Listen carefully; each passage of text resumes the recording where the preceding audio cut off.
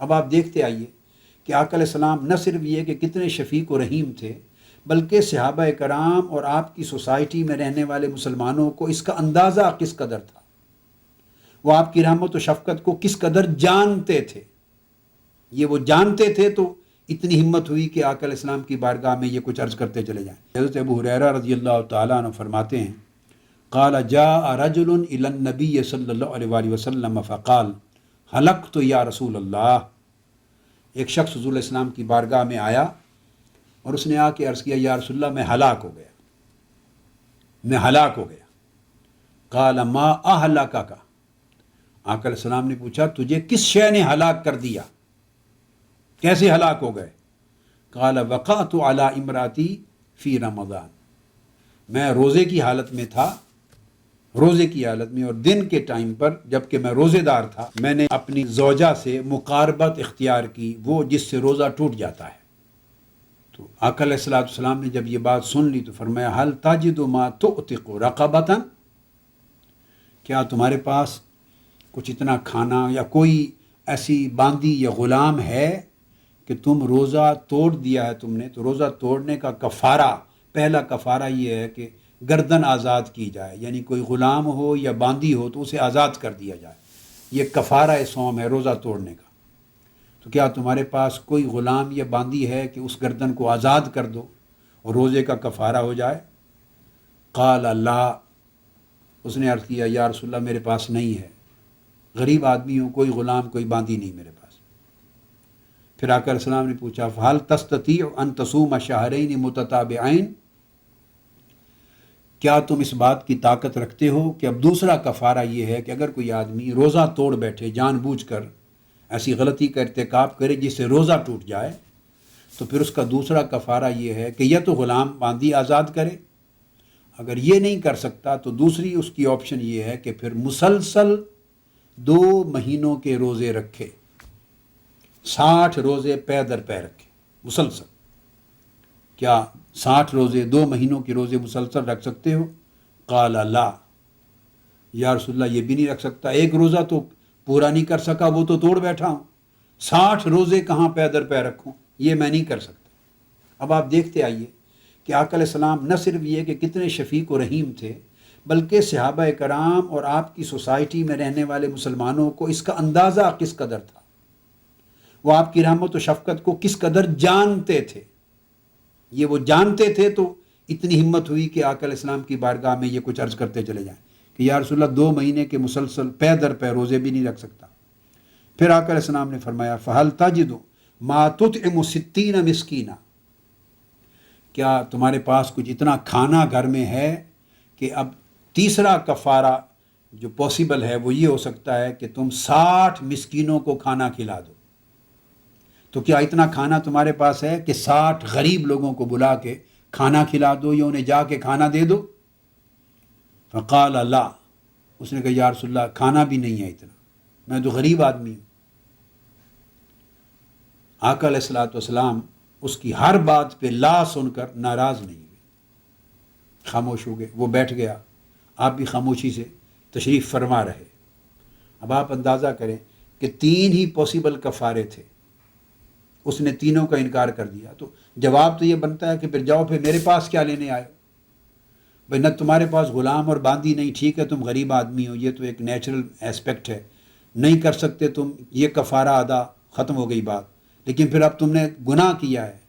روزہ توڑا ہے، اللہ کا امر اور حد توڑی ہے، تو پھر 60 روزے رکھو، یہ کفارہ بھی ہے، سزا بھی ہے، تمہیں رکھنے پڑیں گے۔ مگر ایسا نہیں فرمایا، بنتی تو ہے نا یہ بات کہ رکھو پھر سزا ہے اللہ کی حد توڑنے کی، اللہ کے امر کو توڑنے کی، روزے کو جان بوجھ کے توڑنے کی، تم کنٹرول نہیں کر سکے پھر اب سزا بھگتو۔ مگر آقا علیہ السلام نے نہیں فرمایا، اس نے کہا نہیں رکھ سکتا، آپ خاموش ہو گئے۔ تیسرا جو کفارہ تھا وہ آفر کیا، فرمایا پھر 60 مسکینوں کو کھانا کھلاؤ، وہ کہتا وہ بھی سخت نہیں ہے۔ تو آقا علیہ السلام اس کے کسی ایک جواب میں کہ یا رسول اللہ نہیں کر سکتا، نہیں کر سکتا، نہیں کر سکتا، ناراض نہیں ہوئے، بیٹھ گئے۔ ثم جالسا، بیٹھ گئے۔ اتنے میں آقا علیہ السلام کی بارگاہ میں ایک شخص آیا، اس نے ایک ٹوکرا اٹھایا ہوا کھجوروں کا، سر پہ کھجوروں کا بھرا ہوا ٹوکرا، وہ لے کے آقا علیہ السلام کی بارگاہ میں حاضر ہوا، اور آ کے آقا علیہ السلام کی بارگاہ میں پیش کیا تو آقا علیہ السلام نے وہ کھجوروں کا ٹوکرا لے کے اس کو بلایا، وہ روزہ توڑنے والا کہاں ہے؟ حاضر ہو گیا، یا رسول اللہ میں ہوں۔ فرمایا لے جاؤ، اس کو صدقہ کر دو، تمہارا کفارہ ادا کرنے کے لیے کھانا یعنی کھجوریں بھی میں دے رہا ہوں، میرے پاس سے لے جاؤ، اور اب جا کر مدینہ کے غریبوں اور 60 مسکینوں میں تقسیم کر دو۔ اب سنیے وہ کیا کہتا ہے، وہ کہتا ہے قال افکر منا فما بین لابتیہا اہل بیت احوج الیہ منا۔ یا رسول اللہ صلی اللہ علیہ وسلم، کیا مجھ سے زیادہ کچھ غریب اور مسکین ہوں گے جن میں جا کے یہ ٹوکرا آپ کا دیا ہوا کھجوروں کا تقسیم کروں؟ اور خدا کی قسم مدینہ کی اس پوری وادی میں ہمارے گھر سے زیادہ غریب گھرانہ کوئی نہیں ہے، ہم سے زیادہ مسکین اور محتاج جو حاجت مند ہے خود کھانے کا کوئی نہیں، تو میں اوروں کو جا کیا کھلاؤں؟ لو آپ سن لیجئے، یعنی اپنے پاس سے دے رہے ہیں، اور اپنے پاس آقا علیہ السلام کی بارگاہ سے لے کر روزہ اس نے توڑا ہے، کفارہ اس کا ہے، آقا علیہ السلام دے رہے ہیں کہ لے جاؤ کھجوروں کا ٹوکرا غریبوں کو بانٹ دو۔ اب اس کے جواب میں کہتا ہے کہ ہمارے گھرانے سے زیادہ تو غریب ہی کوئی نہیں، باہر کس کو بانٹوں؟ اس پر حدیث پاک میں آتا ہے کہ آقا علیہ السلام ہنس پڑے، آپ ہنسے مسکرائے، حتیٰ بدت انیابہ، حتیٰ کہ آپ کے دندان مبارک کا جو اگلا سائیڈوں والے حصے ہیں دندان مبارک کے وہ بھی تھوڑے نظر آ گئے، اتنے مسکرائے اور انجوائے کیا آپ نے اس کی بات کو، ہنسے۔ آقا علیہ السلام نے پھر فرمایا ثم قال اذهب فاطعمه اهلك، فرمایا اچھا اگر کوئی نہیں تم سے بڑھ کے غریب تو یہ ٹوکرا کھجوروں کا لے جاؤ اور جا کے خود کھاؤ اور گھر والوں کو کھلا دو، اپنے گھر والوں کو ہی کھلا دو، تمہارا کفارہ ادا ہو جائے گا۔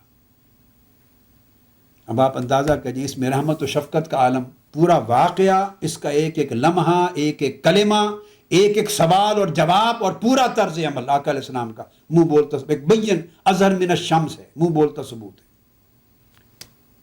یہ ٹوکرا کھجوروں کا جا کے یہ بھی خود کھا لو، گھر بچوں کو کھلا دو، فیملی کو، کفارہ ادا ہو جائے گا۔ یہ آقا علیہ الصلوۃ والسلام کی رحمت، آپ کی شفقت اور آپ کا طرز عمل مبنی پر محبت و سہولت ہوتا تھا۔ اب دوسرا اسپیکٹ اس میں ایک الگ ہے، وہ آقا علیہ السلام کی تشریعی حاکمیت کا ہے کہ اختیارات کتنے ہیں۔ چونکہ آقا علیہ السلام خود احکام شریعت وضع فرمانے والے،